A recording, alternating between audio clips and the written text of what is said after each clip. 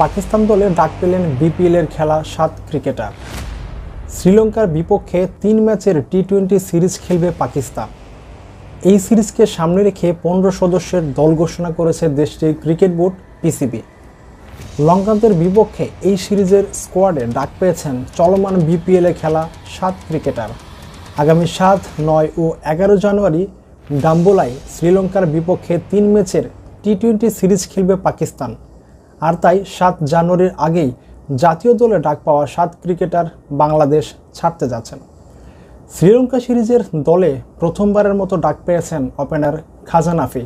তিনি বিপিএল খেলবেন রংপুর রাইডার্সের হয়ে। যদিও এবারের বিপিএলে আর এখনও মাঠে নামেনি তিনি। 29শে ডিসেম্বর রংপুরের জার্সিতে প্রথমবার তাকে খেলতে দেখা যেতে পারে। একই দলে থাকা অলরাউন্ডার ফাহিম আশরাফও টি-20 সিরিজের দলে আছেন।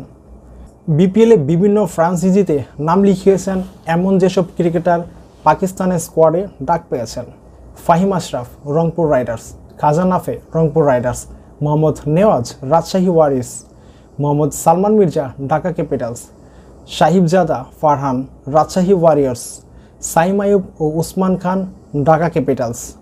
Pakistan squad: Salman Agha, Abdul Samad, Abrar Ahmed, Fahim Ashraf, Fakhar Zaman, Khawaja Nafay, Mohammad Nawaz, Mohammad Salman, Mirza Mohammad Wasim junior, Naseem Shah,